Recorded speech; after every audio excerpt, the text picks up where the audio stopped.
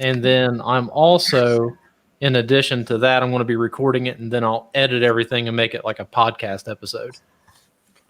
Okay. So we'll see how it goes. It's been going pretty well. I'm pretty impressed with how everything's been working. So we'll see. I had Sean. He's my co-host partner with me. He's actually the guy that told me about your YouTube channel. And I started watching a few of your videos, and I got to tell you, I got super sweaty real quick.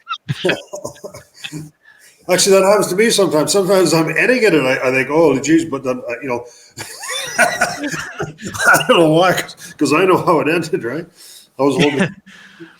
I know some of the comments are pretty funny because you'll see something like, oh my God, I was so scared watching this, but he made more videos, so I know he's alive. Yeah. Do you live in Canada? British Columbia, yes. Right? Yeah, just actually, I can see the U.S. from here, from a half mile away, but yeah, just across the line in Canada.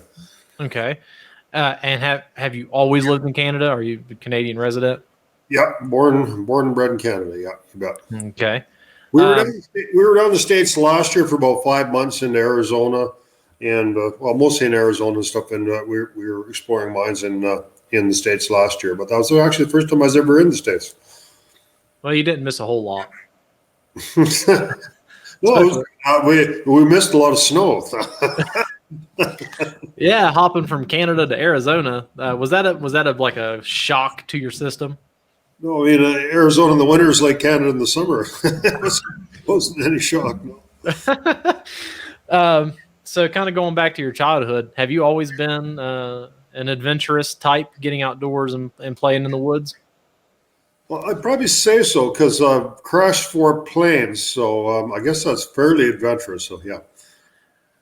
4 planes. Well, what did you crash them when you were like 6 or something? No, I wasn't a pilot. I wasn't a pilot when I was 6. No, in the last I don't know 6 or 7 years, I guess. I got my ultralight pilot's license and flew across country a few times up the Arctic and into a lot of remote locations and stuff, and had a lot of fun flying planes. So. Okay. And, wrecked a few of them. So. The planes are kind of funny, but it's like a pickup truck or something. If you back into a hydro pole with a pickup truck, not such a big deal. You can just kind of put a new fender on or something, but pretty much that writes a plane off. They're pretty fragile, so it doesn't take much to screw up. So maybe crash is a bit. Well, the one we did ditch in the ocean and it sunk to the bottom of the ocean. So but maybe it's a little bit dramatic to say crashed, I guess. But wrecked 4 planes, I guess. They never flew again, so I guess I kind of crashed them. I don't know. Well, I guess we got to talk about why you ditched a plane in the ocean. What happened? Well, I was going to run out of gas, so I didn't have. We got into some really bad weather, and we couldn't land where we were going to land, and had enough fuel to go to this other place. But then a big storm come up, and those small planes only fly 100 mile an hour, and the wind was going 50. So instead of just being an hour back to the airport, is what we thought it was going to be. It'd be 2 hours, and I didn't have that much fuel, and there was no other place to land. So we landed in the ocean and swam to the shore. Yeah. Oh my gosh. Sean, what do you think about this? I mean, that's like your worst nightmare, isn't it? I thought I was pretty extraordinary at sinking kayaks, but I've never dumped a plane. I've done that too. Just sinking a kayak's no big deal.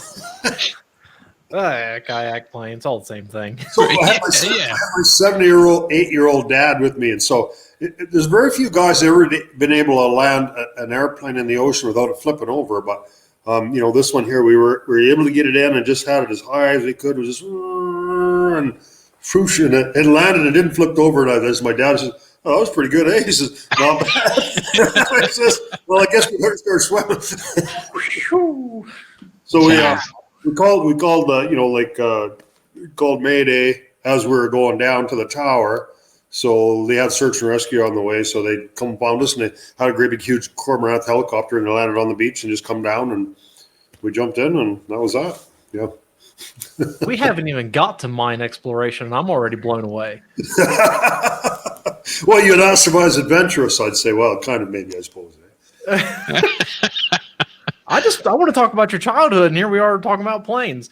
So your dad still gets out and runs around with you, I take it? No, actually, he passed a couple of years ago. So yeah. Oh, I hate to hear that. Yeah, no, he actually only ever went into one mine with me, but yeah, I mean, we had I was a cattle rancher, so I lived up in northern Canada, and they had logging trucked in the back country and stuff, and to oil rigs and stuff like that, and had a 2,000-acre ranch up there, and I don't know, one year decided I've been chasing cows around long enough, and decided to sell everything and moved down south. And I had a plane, and so we're flying around this mine here.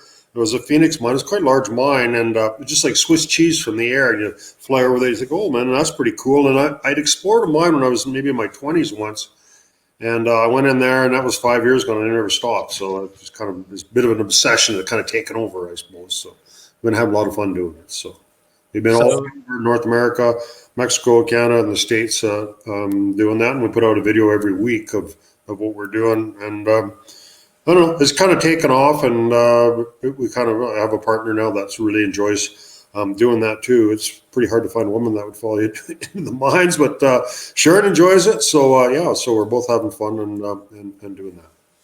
So the mine exploration is just something that just started because you saw the Phoenix mine? Was that kind of like the genesis of it? Well, I was retired, and I was worried I wouldn't have nothing to do, and then so I saw that and flew over this thing, and yeah, it's quite something to see from the air.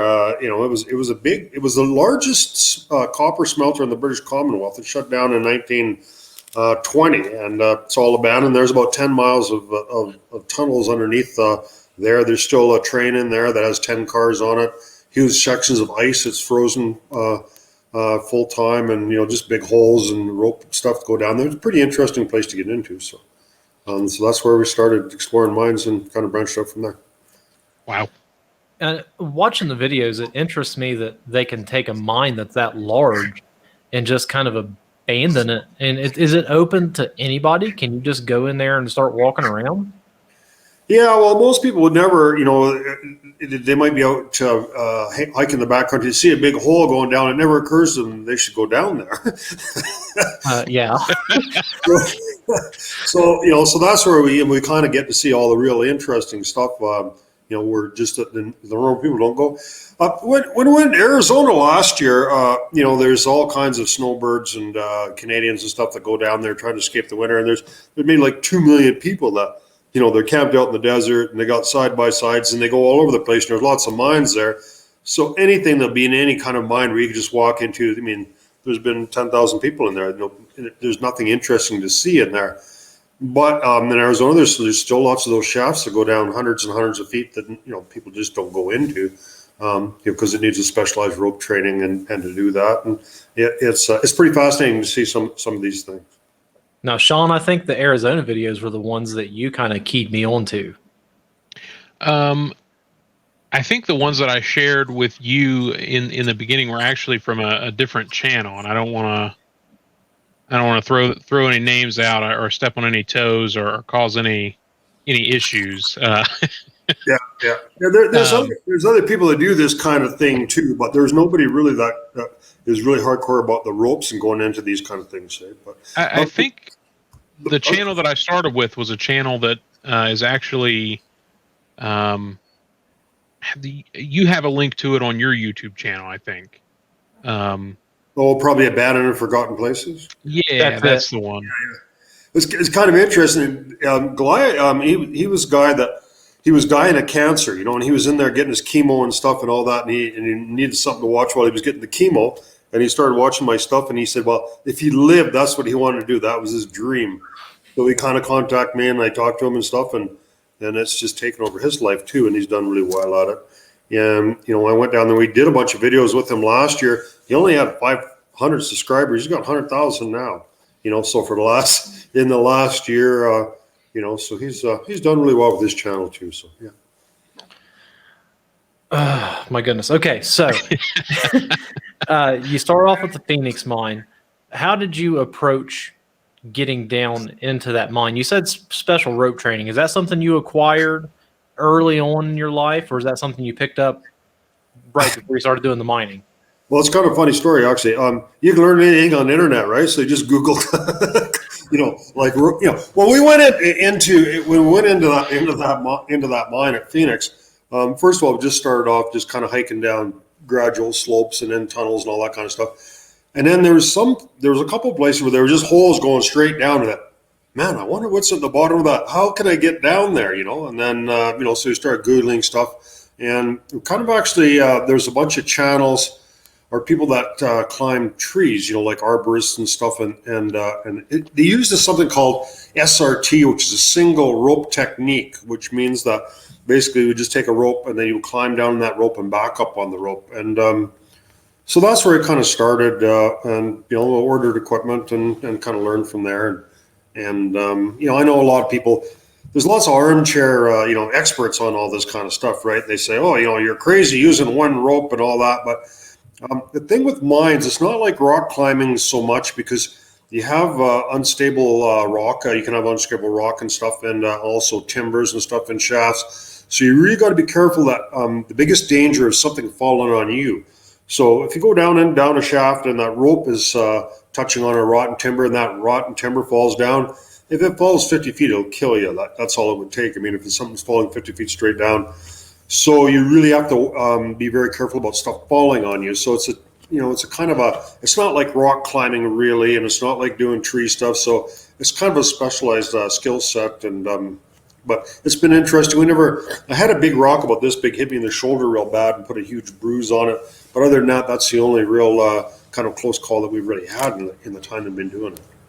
So I guess this is something that Zach and I talked about a little bit before we even mentioned reaching out and seeing if you would like to do a podcast with us.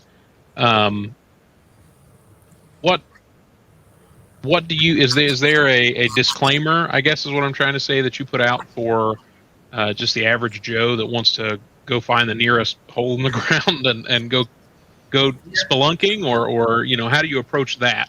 Yeah, there is, but I guess it's not that I'm trying to cover my ass necessarily, but I am, I kind of worry a little bit about people watching what we're doing, think, oh, we want to do that too, and take off and do that.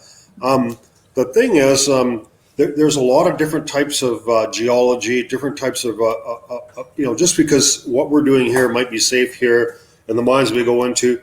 For instance, if you go into a coal mine, it's a completely different ballgame. Coal mines are very dangerous because coal is an organic substance that is actually rotting, so it takes the oxygen up, and so you got poisonous gases, toxic gases, explosive gases, all of these other hazards that you don't have in hard rock mines. So so I'm kind of a little concerned that somebody would watch me going into a hard rock mine here and think, oh well, I'll do what he's doing. So that's why the disclaimer says that what we're doing is not necessarily the precautions that we're taking. It's not necessarily appropriate for what, going into any other mine, because it's safe maybe for us to go into this mine doesn't mean it's safe for you to go into another mine. And, and it's not something we're trying to alarm people, but, so there's that. And the other thing is that, people, they always want to come with us.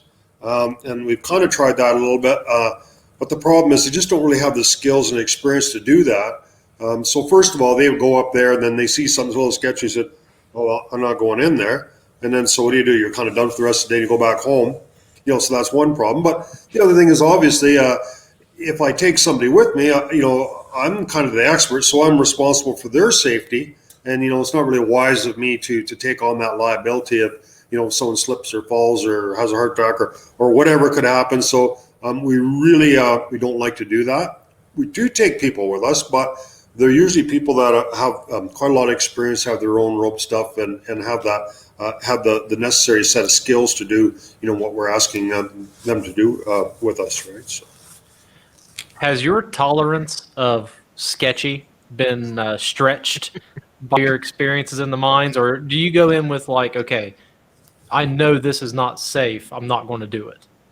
I don't really think so. I think probably, if anything, I've probably gotten a little bit more conservative over the time. Where we've, like just the other day, we were in a mine, and Sharon and I were going along, and there was some water, and it was like a little muddy or something, and so I kind of went around the edge there because we didn't know how deep it was, and we were exploring. And I come back out, and well, it doesn't look like that'd be a hole there. So I kind of went through the middle of it and I fell down and I was wet like this up to here in freezing water. So, that's never happened to me before, but it's because I was a little careless. So now I'm going to be a lot more careful about that. So these little things happen and you learn from mistakes that you've made. So actually probably over time, and like that incident I told you about, that loose rock that came down where there was a lot of loose stuff and it was quite steep, and the rope just lodged that rock and it hit me pretty hard on the shoulder.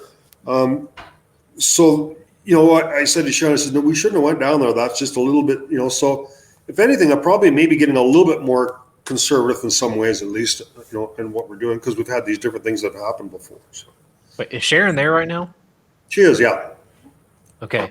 We may need to ask her how in the world you convinced her to go with you. Come on, Sharon. Come on. He wants to talk to you. She's a little shy. We don't have to see her. We can just hear her. Come on. Sharon, it's a pleasure to meet you. Hi. Hello. I'm glad you're still alive to talk to us. How in the world did he convince you to crawl down a mine hole?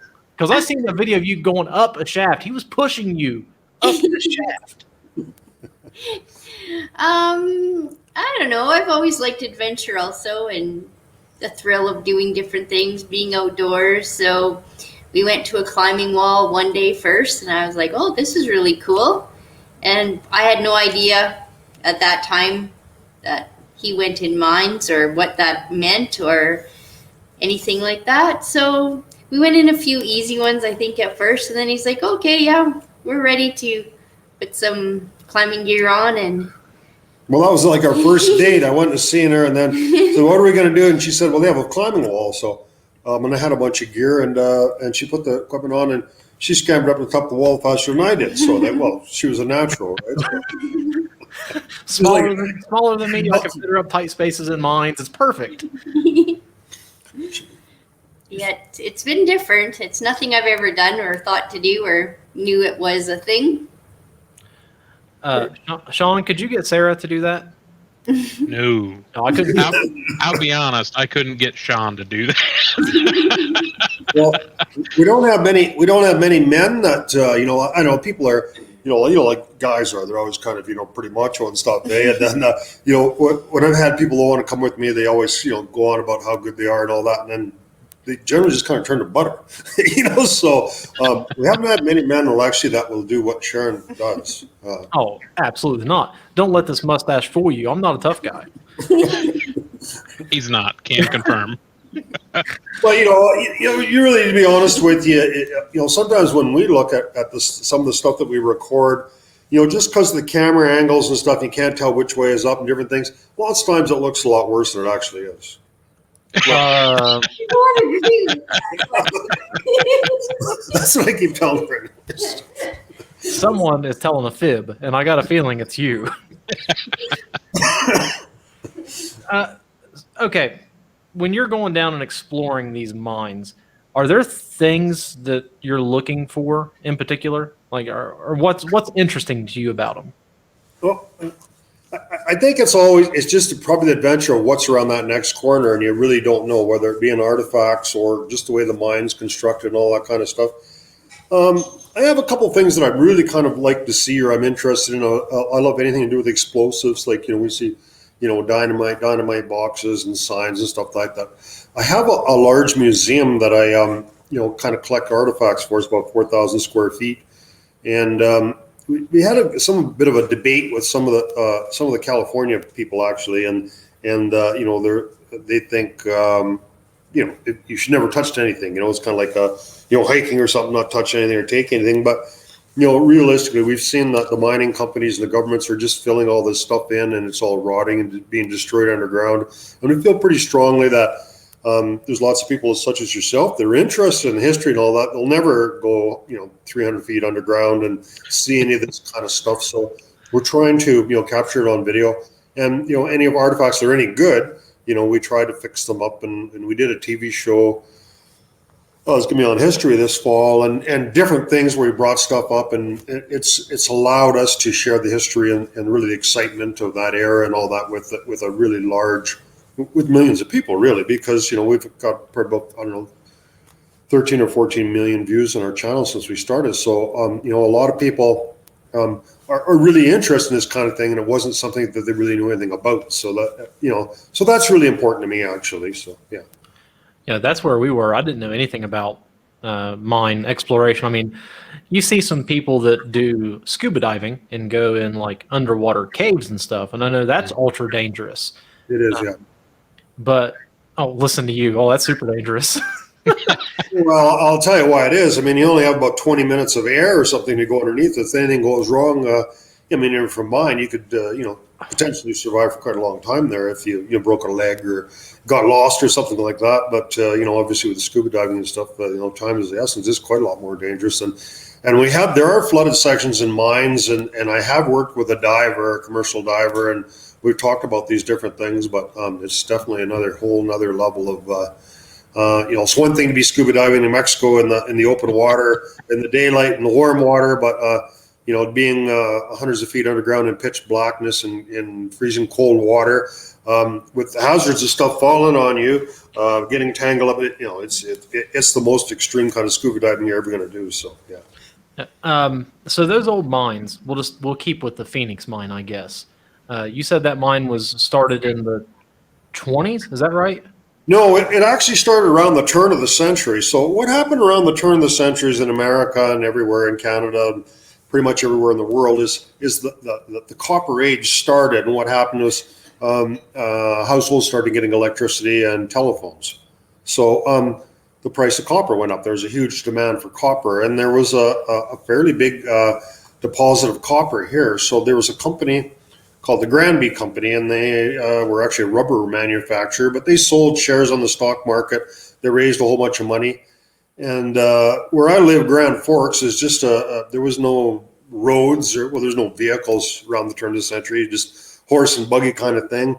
There was nothing here but this copper deposit. So within actually a very few years, there was like 2 major railways that came here. They built the largest smelter in the British Commonwealth. And then they had 2 railways going up to this mine and built this huge smelter just in a very few short years. It's amazing how fast they got things done back then.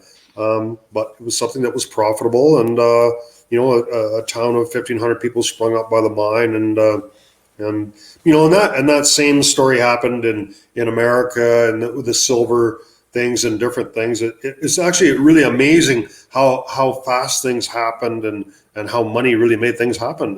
And the same with this town here. There's nothing left there. It's completely abandoned. It was just the copper ran out and they just left. And the same thing with all these places in America. Most of them were big mines, and some places like hundreds of millions of dollars worth of gold or silver or whatever came out of the ground there, and there's just nothing left except a hole in the ground. It's really odd, actually, to see how this rise and fall happened in such a short period of time. Well, what's the construction of the mine? It's more than just a big hole in the ground. How did they reinforce that thing? How did they get the tracks in? Generally speaking, with a mine, especially in the old days, because they didn't have much equipment, they let gravity do all the work. So typically, they would find how mineralization usually happens is in the earth. There's voids where there's usually it happened as there was an ocean or something like that, and there was a big die off of shellfish, and the shellfish die, and that makes limestone. So it's calcium from the shellfish. So what happens if you get acidic water, high pH, it dissolves that limestone out. So you get these big holes under the surface. And so what happens if you have volcanic activity underneath there? It superheats fluids and stuff that have minerals like gold and silver in it. And it goes up and it coats these surfaces. And over time it fills them right up, and they're rich mineralized veins. Like your shower. If you see your shower, you see that calcium on your shower. Over time, these hydrothermal fluids come up through it. So you have these big deposits underground, and they usually come up to the surface somewhere.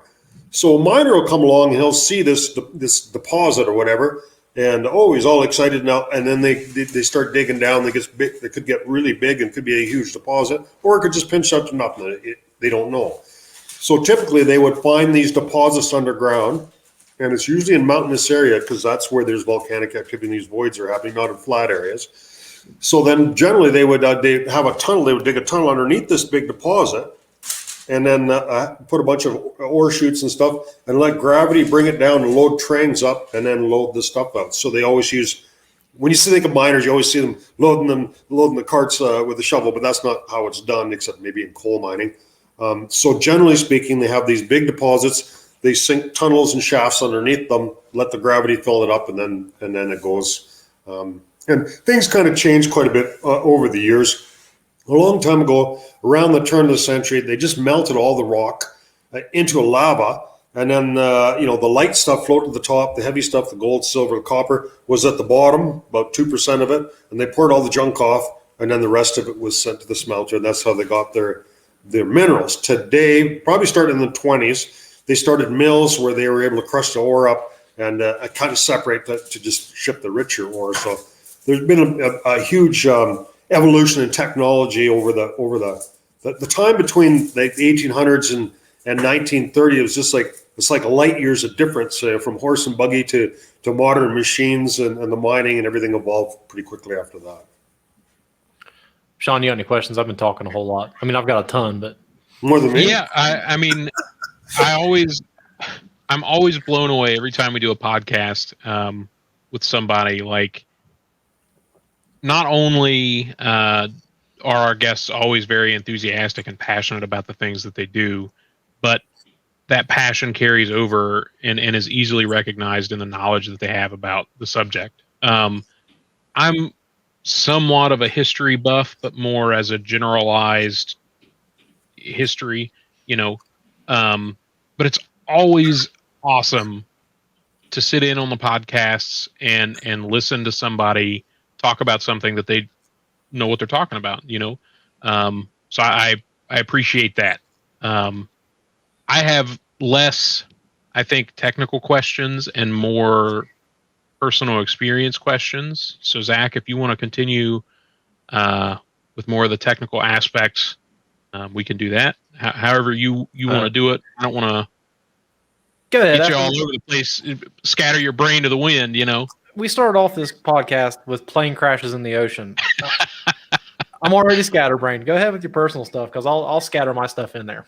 Well, so the thing that I always like to know or want to ask, especially with something like exploring these abandoned mines, the obvious question that comes to my mind is, what is the most dangerous situation that you found yourself in that you can think of, and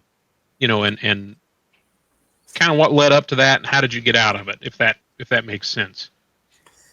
We haven't really had a lot of excitement in mines that way. For one thing, is we take appropriate precautions. We have a 4-gas monitor and stuff. So people they think that there was a big problem with poisonous gases and stuff in mines, and there can be if you're in certain kind of formations and stuff. We don't see it all that much, but sometimes you go in and the oxygen alarm goes off, and it means that the oxygen has dropped below 19.5%. Normal oxygen is around 21%. So generally we just turn around and go out. So it's a non-event because it's something we're anticipating and we're prepared for. And the only other thing that I can kind of think is people always worry about getting lost in mines. But I have I can't find my car. If I go to a mall or something, I have a hard time finding where my vehicle is. I have to ask Sharon where it is. But I know my way around mines. I can remember. We go into mines I haven't been in several years, and I can remember where every branch was. I've got a phenomenal memory. For some reason, I don't get confused in mines, and I can find my way around. Generally, what we always do is there's something called the right-hand rule. It was something that I started, and if you think of a mine, it's got a bunch of branches. So you would go up, they would go up somewhere and it'd peter out. So what I do is I start up the one branch, and every time you get to a fork, you always go to the right hand. So you go to the end, and then you come back, and then you'd end up getting to all the branches, and you'd be able to find your way back out, because you've explored everything. It's not only getting lost. But when I first started to Phoenix, the problem is exploring something. Oh, I've seen this before. I've been here. So you can't. You have to have a pretty organized way of exploring an area and then continuing on. In Phoenix, what I first started doing is I had some spray paint, and every time I got to a branch, it didn't go anywhere. I just put a little blue X. I ended up using a whole case of paint before I got done with that mine. We don't generally do that, but we did with that one because it's such a complex and large mine. So the navigation is kind of a problem. There was an interesting story last year. I don't know if you guys remember this, but there was a bunch of, let's say crackheads that went into some abandoned coal mines in Virginia, I believe it was. It was a big coal mine, and the copper was still left in there, so they figured they went in there to salvage some of this copper, if that'd be a kind way of putting it. So what happened is they didn't have adequate lights in there. So they went into the mine, and pretty soon they're in the pitch black darkness, and you can't even see if you end up in a mine and that's the first rule. You got to have probably at least 3 or 4 lights. If you ended up in there with no lights, you just can't see which way is up, and if you go along, you could fall down an ore chute or whatever. So they ended up getting stuck in that mine, and search and rescue was they had to work and stuff to get them out of there. But that's one stupid thing. If you had a couple of beers or something, you think you should go into a mine with your cell phone as a light. That's a really bad one. So you definitely didn't have enough light. So all these things that you talk about, what's the most dangerous thing that would ever happen? Well, if you plan properly, don't go beyond your abilities, you're not going to run into that situation. About the worst thing that could happen is, like I said, that when I got hit by this rock, and that kind of brings up another thing, that the rope, the climbing gear that we have something called a Petzl rig. It's an auto lock device. So as you're going down, you're actually holding this thing open, and if all of a sudden you got knocked out by something and you let go, you're locked in place. You're not moving anywhere. So if a rock came down and cold cocked or whatever happened, you're not going to fall. With almost all other rock climbing stuff or whatever, you're having to let yourself down. If that ever happened, once you let go, you just go all the way to the bottom. So it's more of a matter of having the right gear, not going beyond your abilities, and having the proper safety precautions in place. And then the other thing is not to touch anything. You take an old mine that's got a bunch of rotten timbers, and you look at the back, and the rocks are barely hanging there, just ready to fall. There's no reason they would fall on your head just because you're walking underneath them. But if you're leaning against something or touch something, then you've changed what's happening in the mine, and that could cause, a chain reaction, cause something. So, it's very important just not to disturb what's going on in the mine when you go in there. People say, there's a lot of people, miners get killed in the mine at different times, and they say, well, mining is very dangerous. But I would equate it to, say, I don't know if you guys know anything about logging or something, but if you went out to somewhere where they're logging and they had feller bunchers near falling trees, and you had skidders running around and they're loading, there's logs swinging around and machines and trucks and everything, all that, it's a very dangerous place. But if you went there after work when all the machines are parked and just walked through there, there's virtually no danger. And the mines are the same way. The danger is from someone's blasting and you can get caught by explosives or falling rocks, or a train could run you on. All these different things can happen because there's so many people doing things in the mine. If you're just tiptoeing through the mine, you don't touch anything, there's not much danger. So that's the way I kind of approach that part of it. In your preparation into exploring a mine, are there any maps available of any of these mines? Like, did the companies actually detail where they went? Yeah, there is. I don't know where you'd go in America to get that information, but in Canada, if you type the name of any mine and MinFile, all these mining companies, they fire all these reports, all this stuff to the government, whatever. It's in databases and stuff. It isn't really all that helpful. It can be somewhat helpful if you want to know how many tons are mined or the history of the mine, what type of, some of that kind of background information.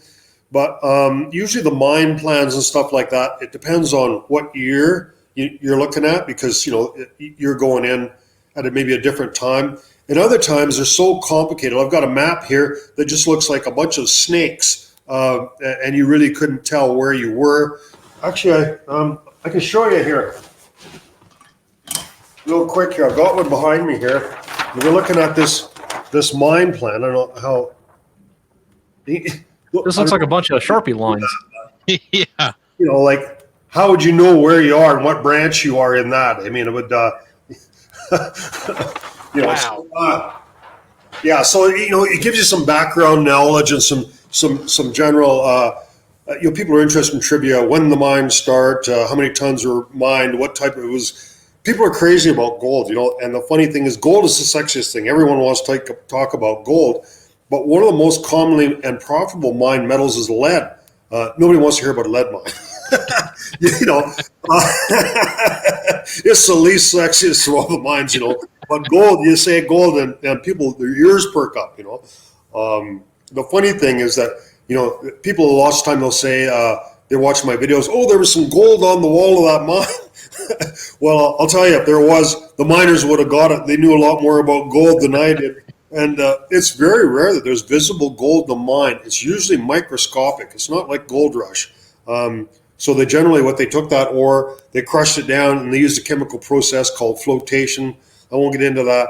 But generally, you could not tell. I'd give you a chunk of gold-rich ore, and you'd not see any gold in it. You wouldn't even know the difference between that and regular rock. So you really have to know your stuff, and it's a lot more complicated than people think it is.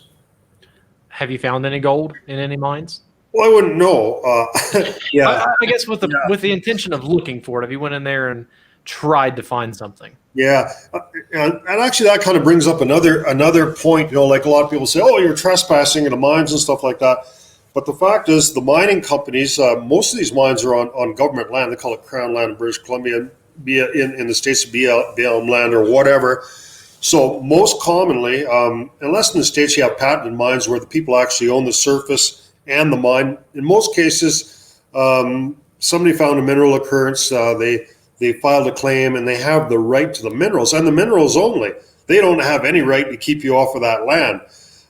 So if you go into an abandoned mine or something and you take some ore out of there, technically you're probably stealing, because somebody probably has the right to those minerals. Not to the artifacts, but to the minerals. So you're not trespassing by going into mines. They, you know, they do put up signs and say no trespassing and all that, but really that doesn't mean anything. And I've been charged for trespassing 3 times. I've been in court each time. So, you know, so that's another thing that got kind of people talking about. They think that, you know, we're trespassing, but we're not. So, yeah. How long do those mineral rights last? Are those like a forever thing? No, it isn't.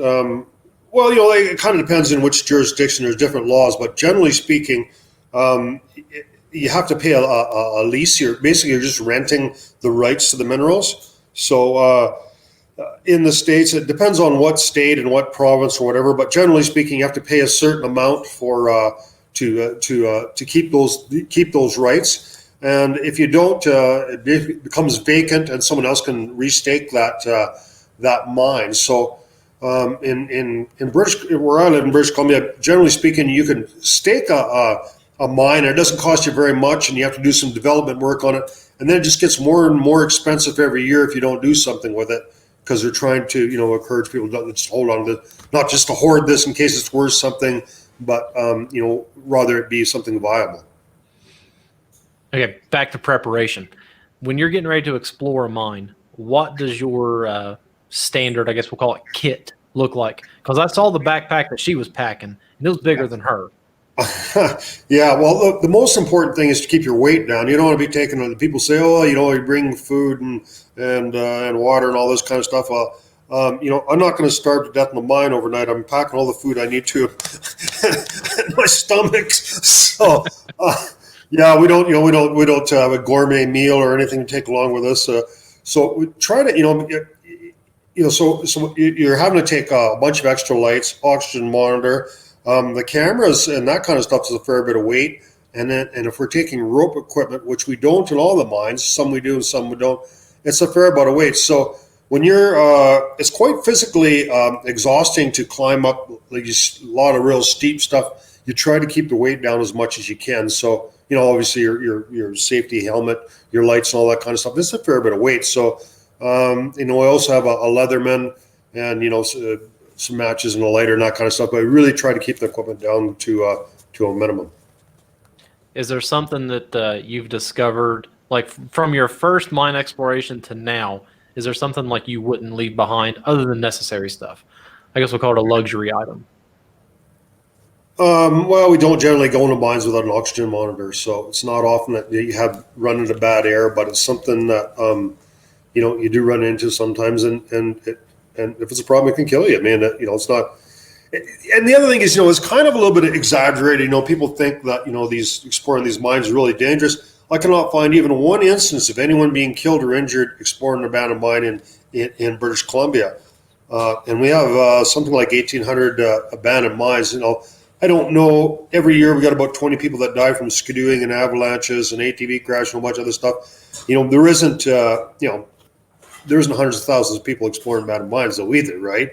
But it's probably not really as dangerous as people think it is. It's sort of the thing your mother told you to stay out of mines and they can kill you and all that kind of thing. In some ways, maybe the danger is a little bit overrated if you're properly prepared for it. I don't know about that. Sean, I think your dad would have something to say about that. Yeah. Well, he's claustrophobic and afraid of the dark. So yeah. You touched on something that I think is really important, and it's something that Zach and I, even as easygoing an activity as kayaking is, something that we touch on a lot when we talk about it, and that's the proper preparation. Just making sure that you do as much research as you can. For us, we kayak a lot. We always want to know what kind of water we're getting into, what the body of water is like. For you, going into a mine, knowing the structure and the makeup and what kind of mine it was, kind of helps you start making decisions beforehand, and then the pieces fall into row after that. I think that's a really strong point to make for any outdoor activity, not just exploring mines or anything like that. Well, if you enjoy doing research, you should probably do some research. I bet you more people died from kayaking every year than exploring mines. Like boating accidents kill a lot of people and all that. Yeah. But generally speaking, there isn't any specific research that I would do that would do things any differently from one mine to another. Probably the biggest skill that you need to have in exploring abandoned mines is being able to kind of think on your feet and you see a challenge and decide whether you're constantly having to do that assessment, whether that's safe or not, whether you should proceed, go back, or come back with some other equipment or something. So the mines are kind of like women. There's no two that are the same. They're all unique and beautiful in their own way, right? So you're having, there isn't any kind of recipe where if you do this and this and that, or what to expect. You're really having to kind of make it up as you go along. So basically, you just try to cover the bases over the common things that you would normally expect to see, and then you might go in somewhere where there's deep cold water or something like that, and then maybe come back another day with hip waders, or if it's rope stuff, come back with rope stuff another day. So, but it's very important to be able to kind of assess the situation as you go along and kind of make it up as you go along. So one thing we kind of worry about a lot. There's lots of times you'll be in a mine level, and there might be some rails or some rotten stuff going over a hole in the ground or something. They call that a false floor that goes to a lower level. So if you walk on that, it could collapse and it would probably kill you because you'd fall maybe 100 or so many feet down this. And we sometimes it's over water. So I'm not that worried about water because I can swim, right? I can't fly, but I can swim, right? So we take more chances maybe going across something that's rot if it's flooded, because the worst comes to worst, I'm going to have to go for a swim, which isn't pleasant. It was in a mine, it was really cold, and it kind of shakes you to your core, but it's something that you could survive. So, but yeah, again, we having to continuously assess this kind of stuff, and you learn something every time you go into another mine, and so it's kind of funny with aviation. They say you start off with two buckets, I guess. It's a bucket full of luck and a bucket full of experience. And you hope that the bucket full of experience fills up before the bucket full of luck empties out. So body sport is kind of like that too, right? You've got a great life philosophy, let me tell you. When you're getting into these mines, earlier you talked about stepping in a water hole and going up to your chest. What are some of the hidden things that maybe a person like me or Sean wouldn't think about when it comes to dangerous parts of a mine? Like the the ore chutes, things that might be hidden. Yeah. I've seen some videos of you walking through muddy, nasty water that you really wouldn't know what's underneath it. Yeah.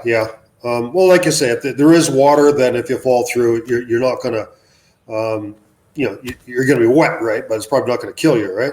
So the worst thing probably is, and I've seen lots of people do this, is there are places sometimes you're going along and it looks like it's just dirt and stuff, but it's actually a little bit of dirt over some rotten flora, so you could fall through that to a lower level.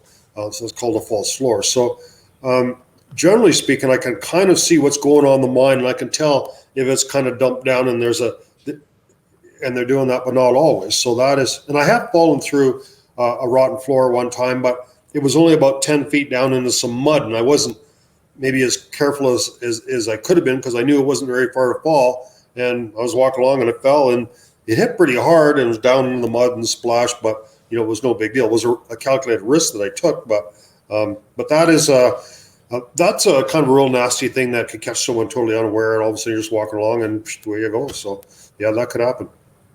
With the rope work, people always think maybe the rope's going to break. It's very unlikely the rope's going to break.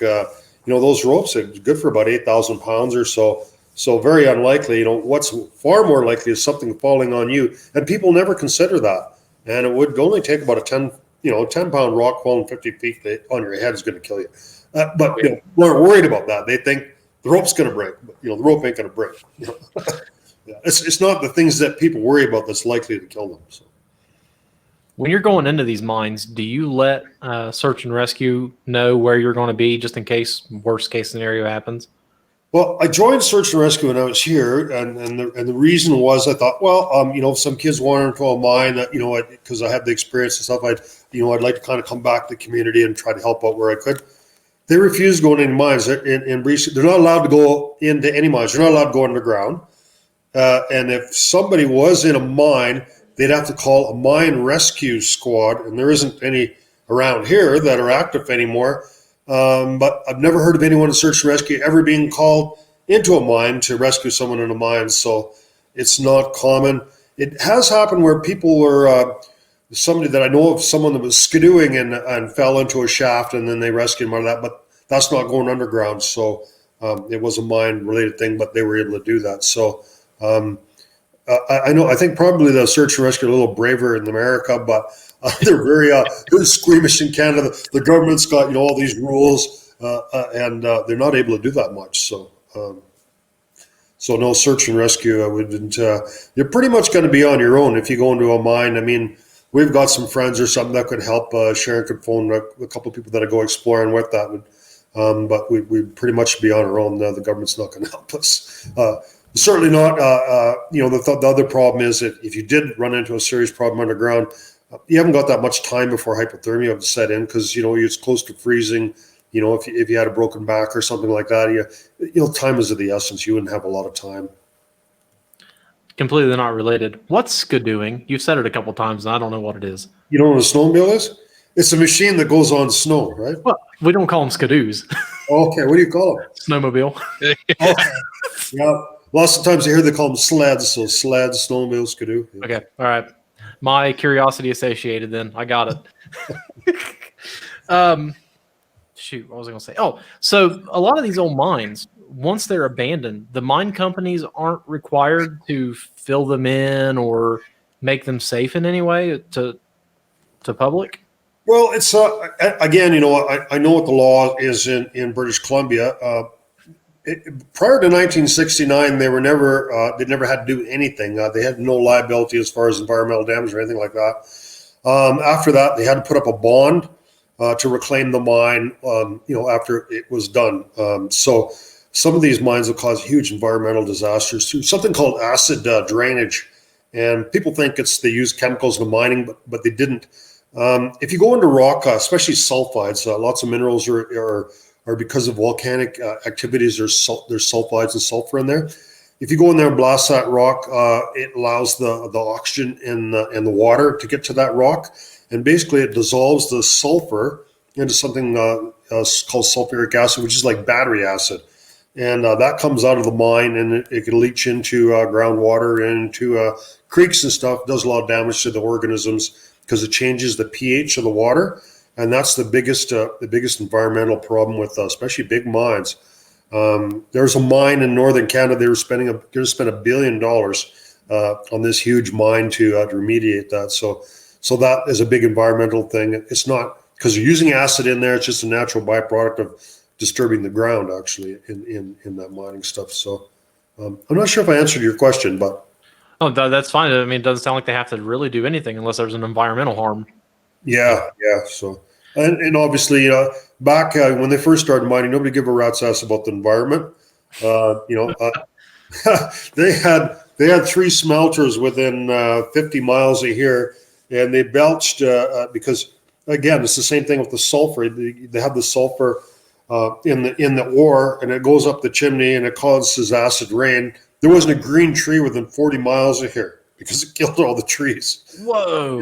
And they didn't care about it back then. So we only have 1 smelter left, the one in Trail, but they got scrubbers. I mean, there's no problem. The trees have grown back. But 120 years ago, people worried about feeding their families. There was no welfare or anything like that, and they didn't care about the environment, the fish, or anything else. But so it's really some of it's kind of a bit of a disgrace, but things have changed. We got a little smarter, I guess, and some people think maybe gone too far the other way. But so we certainly know a lot more about the environmental footprint of all these different things that we do. Well, that makes me think of the mine that there's a big controversy in Alaska, right? The Pebble Mine. Enough that one. No. So I guess they found a big copper vein somewhere in Alaska, and it's along one of the major salmon migrating corridors. Right. And the process they were going to use to extract this copper was they were going to, I guess, flood an area with some type of acid, erode everything except the copper, and suck the copper out. Yeah. And they were saying it's completely safe, and they're like, "Oh yeah, that's fine. What do you do with this toxic sludge left over?" And they got it stopped. They're not going to do the mine, but that was a big deal. Like everyone was just overlooking the fact that it's just they're going to ruin the salmon fishery and completely wreck a whole economy. They're probably actually more sensitive to that in Canada than they are in America. The reason I say that is that with the fracking stuff that you guys do down there, you're allowed actually just to pump salt water onto the surface. They've done that in places in Texas. That would never be allowed anywhere in Canada because just nothing will grow on it after that. The biggest problem they had here is one way to get gold out of and get copper out of ore too is use cyanide. So the cyanide actually dissolves the gold. So it's a process called heap leaching. So you can take and dig a kind of a big pond, put a plastic membrane or something in there, put a whole bunch of low-grade ore on there, spread cyanide over, a solution of cyanide in there, and then you catch the water as it goes down against the membrane, and you can process the gold out of it. So they use that. It's completely banned anywhere in BC now. I don't think it's allowed anywhere anymore. But that cyanide, they've had problems where those dams broke and just kills all the fish and everything. It's just really nasty. So it sounds like the process you're talking about sounds like cyanide leaching. I think it is. Yeah. I'm surprised they would even try to propose that in this day and age. But they tried and it almost got through. Yeah. I think some palms were being greased a little bit, and the machinery of government was working optimally. Well, there's a lot of gold companies in later years that made a lot of money because some of the old mills and stuff to get the gold out, they weren't terribly efficient. There's a fair bit of gold left in the material, and so they were doing this heap leaching to. And like I said, they had some huge disasters in many places where they contaminated the groundwater. If there's any kind of a hole in that membrane or something, the cyanide's really toxic. It doesn't take much to kill people or fish. The only good thing about it is it doesn't last very long. It does dissipate, but it's a really nasty. Cyanide's pretty nasty. No, John, I've been rambling on again. You got anything else that's came up in your little brain? Well, I kind of want to turn us the opposite direction. We've talked quite a few doom and gloom questions, dangerous stuff, the worst possibility, all that. Now that we've got that out of the way, what is, since you've been doing this, you said for 5 years now, right?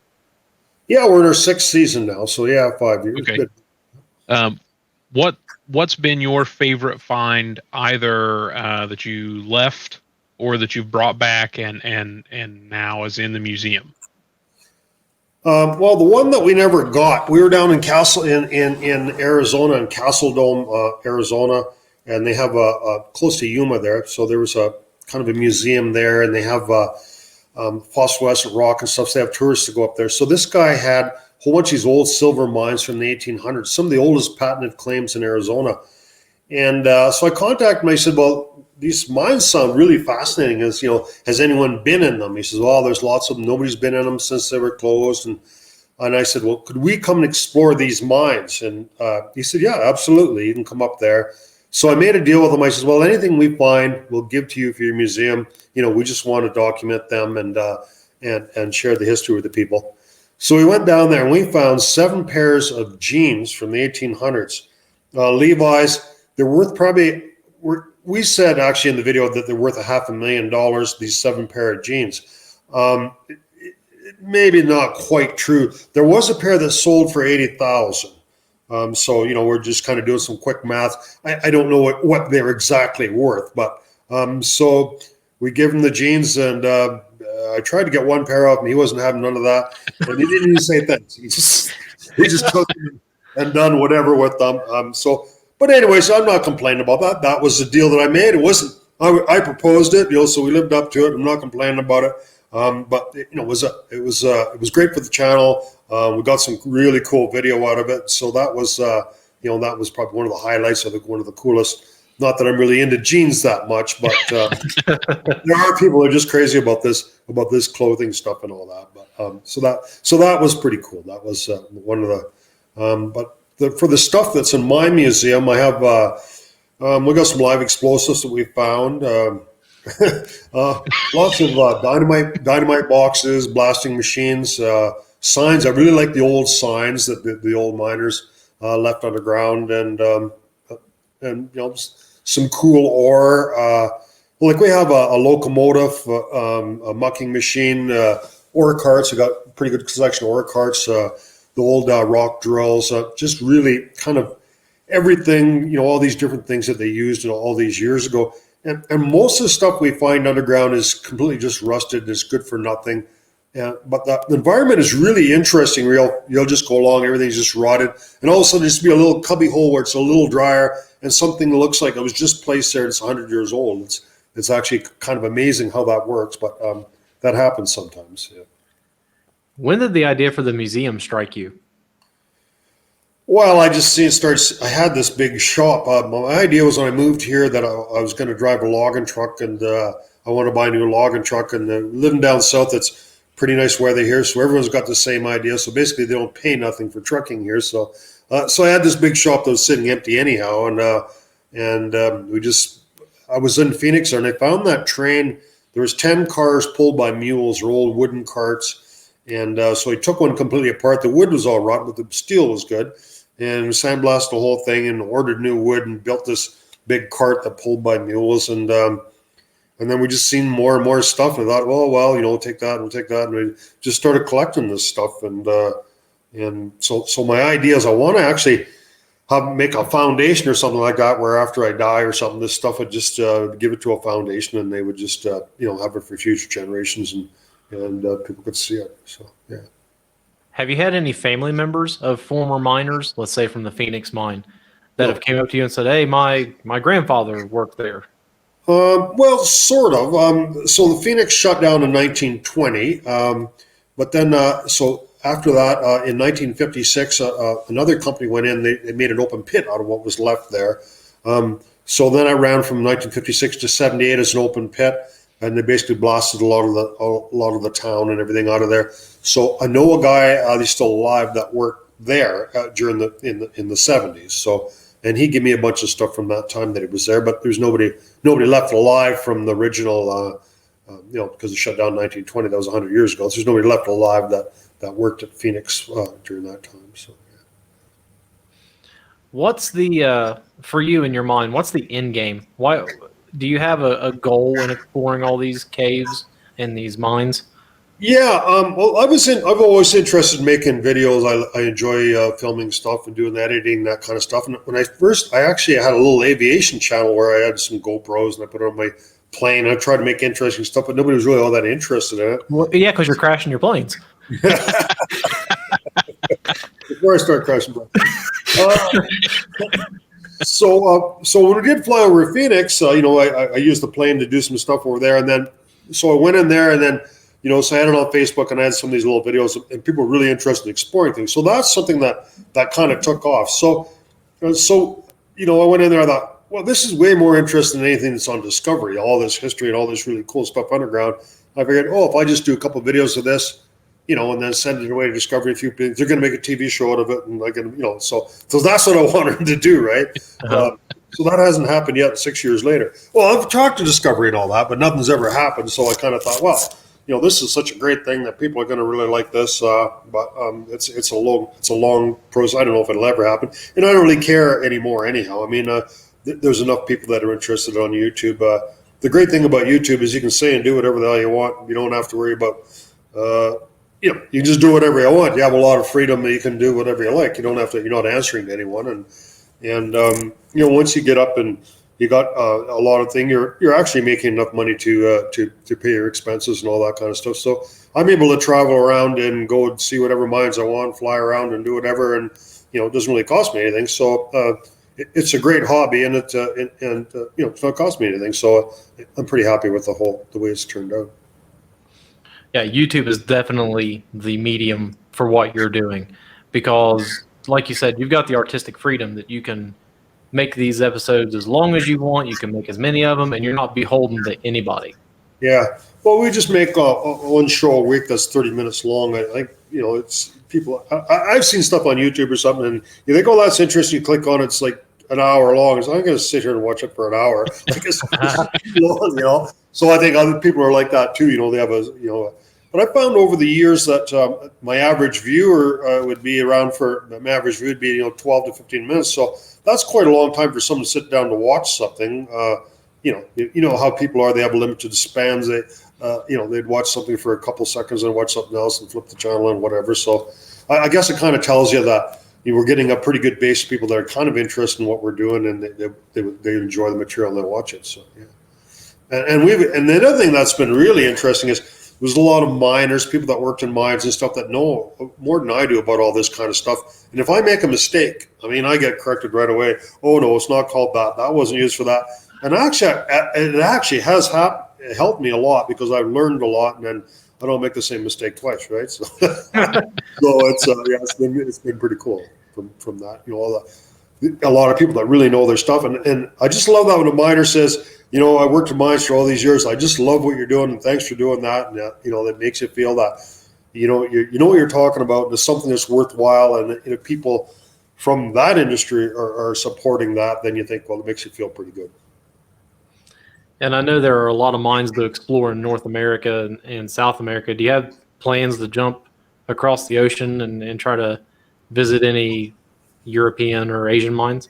Well, the problem with that is it gets pretty expensive. If you can jump in your camper or whatever and go down there and travel around the States and stuff, it's pretty affordable if you can camp out in the desert somewhere and go with your side-by-side. When you start flying places, you have to rent a vehicle and then hotel rooms. And it's difficult. Like I was in Mexico, and it's difficult if you don't speak the language. It's always easier if you have lots of local knowledge, and so that all those things make what I'm doing a lot more difficult in a place where they don't speak English, and you're not able to bring your own vehicle, so that makes it difficult. And there's literally like thousands of mines that we're never going to be able to see in the States and Canada. The only thing that I'd really like to do that's kind of on my bucket list is I'd like to go to the Paris catacombs. The catacombs in Paris, and for those of you who don't know, basically it was a big limestone deposit underneath the city of Paris. So they mined all this limestone to build this city. So it's a huge mine underneath there. that happened in the Middle Ages. And then after that, in more recent times, so when people are buried there, normally they only keep in a graveyard, they keep the body there for 100 years. After that, everyone's dead that they knew. Then they just dig it up and they get rid of the bones and they sell that plot to somebody else. So what they did is they just put the bones in the catacombs, and there's 5 to 6 million. There's places where there's 5 to 6 million. Apparently, there's just piles of skulls and stuff in there, and all this history and all this kind of stuff that would be interesting. I'd like to see that. I think the catacombs would be pretty fascinating to see. I've heard it's a really cool place. I don't know that I could do it, but I've heard it's really cool. Yeah, and the problem with that also is you can't just show up there and go in there. There's hundreds of kilometers of tunnels, and you really have to have locals and stuff that show you where you're going. You're just not going to find anything. You'll just be wandering around in circles there, and get in trouble with authorities and other stuff. So, but yeah, that's something I'd really like to do if that opportunity through.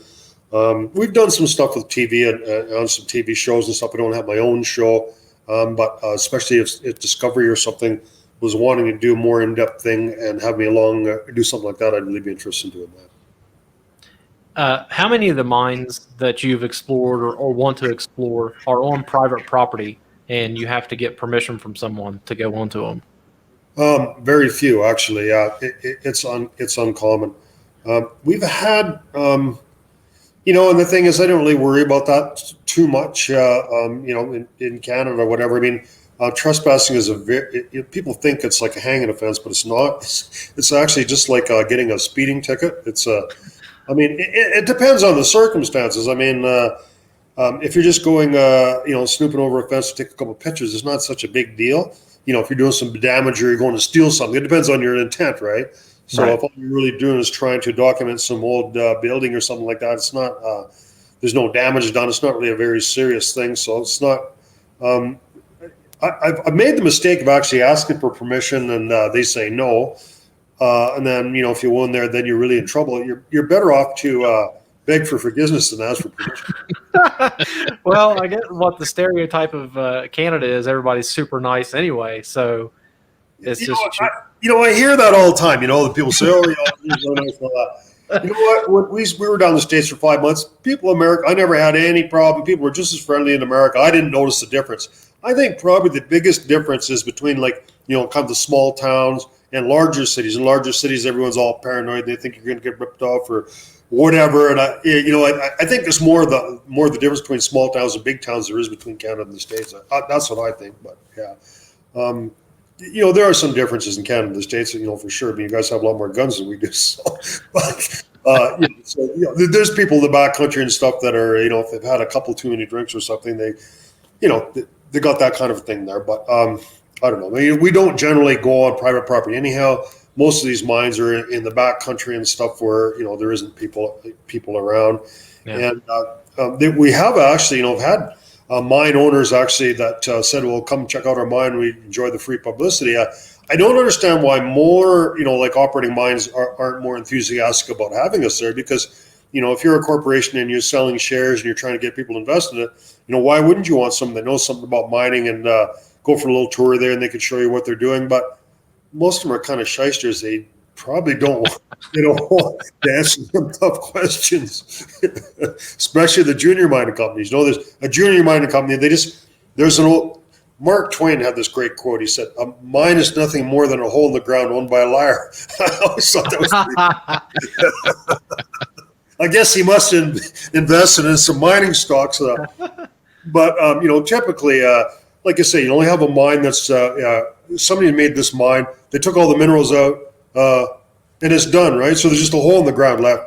And then some other junior mining company comes along and they say, "Oh, wow, them guys were real stupid or something. We're way smarter than they are. There's millions of dollars worth of gold left there." And they sell shares in this, and they do a little drilling and a little prospecting, and there's a bunch of, and there's nothing really there. I mean, it's they don't want you coming around and asking questions, because they're not going to be able to answer them. They're not going to look very, I'm not against mining. I've never tried to embarrass anybody or ask them tough questions or stuff. But certainly there's lots of mining companies that they're worried about the environmental what the tree huggers are going to say, and et cetera, et cetera. So mostly mining companies would not be happy with me coming on their claim. And but there was one here that they had here, and it was a gold mine, and they had security on site and everything, and they had a ventilation shaft.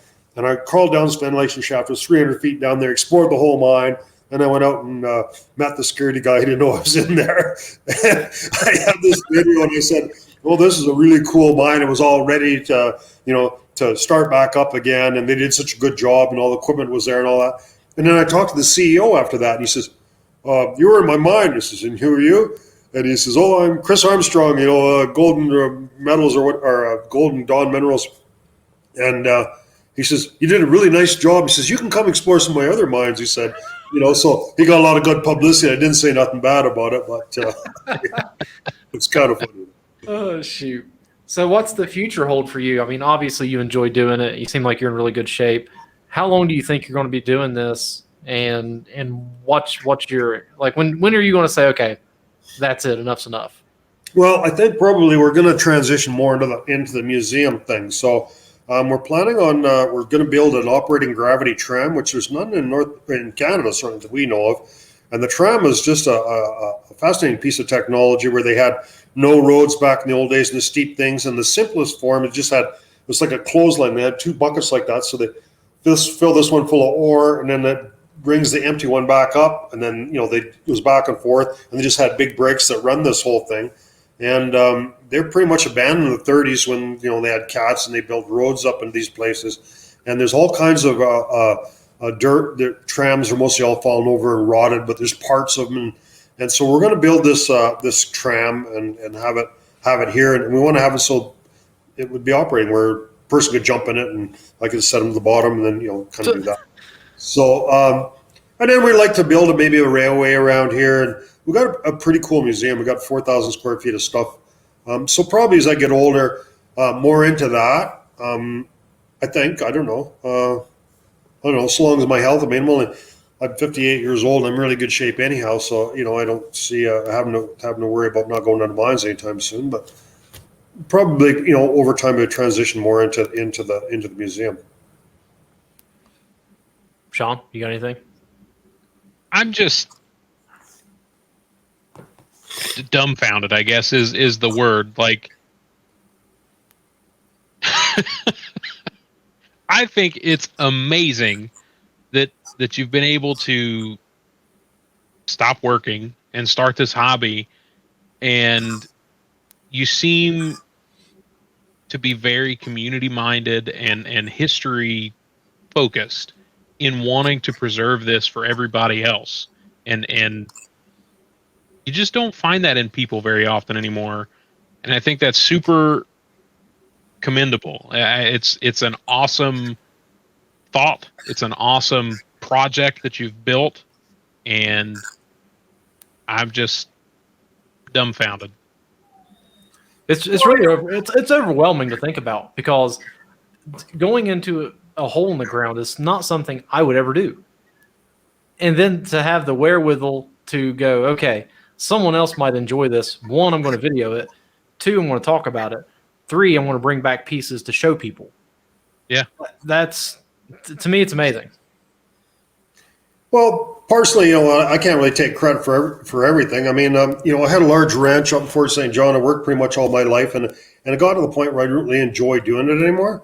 So I sold it and had a fair bit of money. So I really didn't have to work after that. So I had the luxury of kind of doing that. So, as you get kind of older, you're thinking, well, making more money isn't really all that much interest to me, So it's something that I'm just able to do, and it's it's not like I'm really being that generous. I mean, I have those resources and I just use them, kind of the way that I see fit, I suppose, in a way. But yeah. I could probably talk to you all night, but I'm going to wrap things up a little bit. I've got a couple of crazy kids upstairs that I can hear running around. So, your YouTube channel is just exploring abandoned mines, right? Yes. Yeah. Okay. And you're also on Instagram, I assume? I'm not. I'm not really much of a computer geek, but my Sharon, she sells some t-shirts and cups and that kind of stuff. So sure, she's hooked up on Instagram somehow. So I don't know if you looked at EAM merch or something, you can get on there somehow. But I don't even have a smartphone because the phones are just every time you get drowned or something, you have to buy a new phone. So I just got one of those old style school phones, and I don't text. So yeah, I don't go on Instagram because it's kind of a smartphone thing. So yeah. Do you have a website? No. No, just We're on Facebook. Like if you go to Exploring Abandoned Mines Facebook, and that's been kind of cool because people from all over the world that do the same thing that I do, they post pictures and videos of, especially in Great Britain and all over the place. So that's been really interesting. It's just been a platform where other people can share their adventures on there. So we're not even controlling that or anything like that. People can kind of post whatever they like on there. So yeah. That's fun. That's kind of what we're trying to do at 12 Hike, is just encourage people to get outside, explore, maybe get outside their comfort zone a little bit, try something new, and then share those experiences with other people. And that's, one of the reasons why we wanted to talk to you, because what you do is so far on the fringe of what people would think to do. Yeah. That, maybe someone who has the experience, the know-how, maybe they can start trying to do some of this stuff on their own. Well, like I said, I don't necessarily try to encourage people to explore abandoned mines, but they can do whatever they like, I guess. So I'm not trying to encourage or discourage them from doing that. Well, rest assured, you did not encourage me, and I don't think Sean's on board either. No, sir. Probably like the best thing I can do is, I guess, if they decide they want to do that, is to make them aware of what the dangers are, and they need to take the appropriate precautions, and then decide, what they want. Everyone has the choice to take whatever risks they deem appropriate. So Just like any other outdoor recreation activity, know your limits and just be smart. Err on the side of caution. You bet. Yeah. Sean, if you don't have anything else, I think I'm good for now. I think I got everything that I can think of anyway. Frank, it's been a pleasure talking to you. It really has. Well, hey, you're welcome, man. And enjoyed talking to you guys too. Like we've done for a bunch of these broadcasts or podcasts, and I always enjoy talking to people about mining and what we do and stuff. And it's my pleasure to speak with you guys. Well, you've got an open invitation. Anytime something fun happens, you want to talk about it, you can freak the shit out of me and Sean. We're more than welcome. All right. Well, take care then. All right. See you, Frank. Yeah. Bye.